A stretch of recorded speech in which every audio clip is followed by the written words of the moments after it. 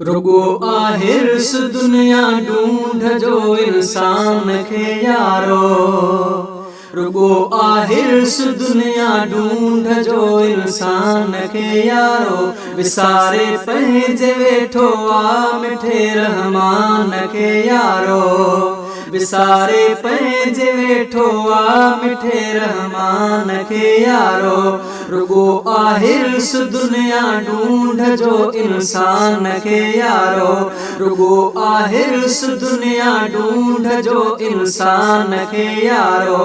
विसारे पंहिंजे वेठो आ मिठे रहमान खे यारो।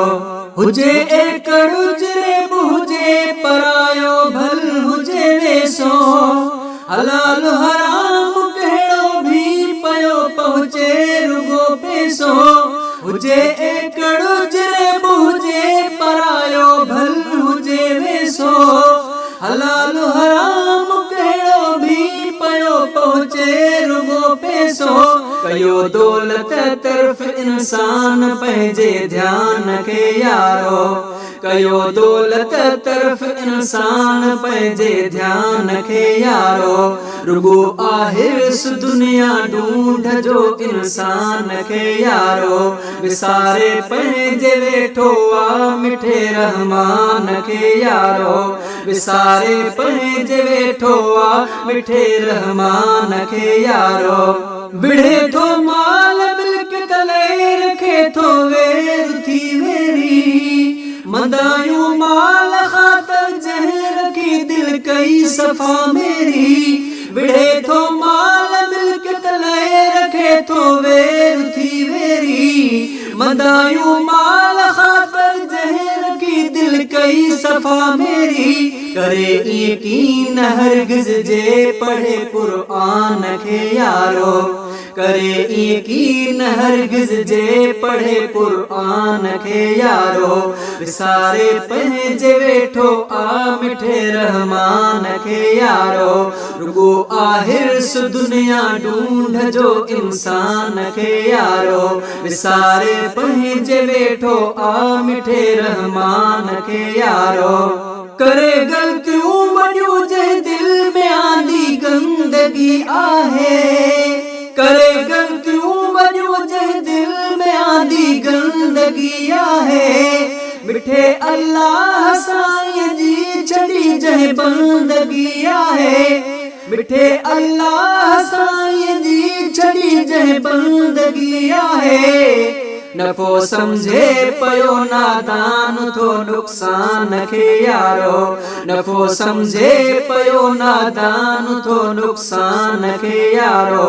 रुगो आहिर्स दुनिया ढूंढ जो इंसान खे यारो। विसारे पंहिंजे वेठो आ मिठे रहमान खे यारो।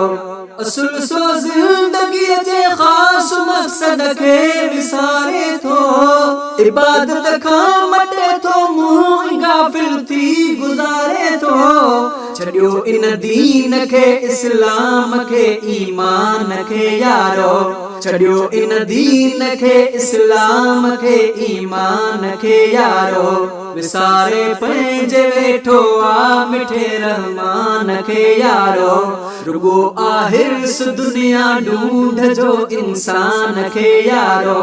विसारे पंहिंजे वेठो आ मिठे रहमान खे यारो। सिवा थोरन अॼोके दौर में अहिड़ी हालत आ। ख़बर आ मौत ईंदो पोइ बि माण्हुनि में जहालत आ। सिवा थोरन अॼोके दौर में अहिड़ी हालत आ। ख़बर आ मौत ईंदो पोइ बि माण्हुनि में जहालत आ। कयो ज़ाहिर ज़ुबैर अफ़सोस ऐं अरमान खे यारो। कयो ज़ाहिर ज़ुबैर अफ़सोस ऐं अरमान खे यारो। रुगो आहिर्स दुनिया ढूंढ जो इंसान खे यारो। विसारे पंहिंजे वेठो आ मिठे रहमान खे यारो। रुगो आहिर्स दुनिया ढूंढ जो इंसान खे यारो। विसारे पंहिंजे वेठो आ मिठे रहमान खे यारो।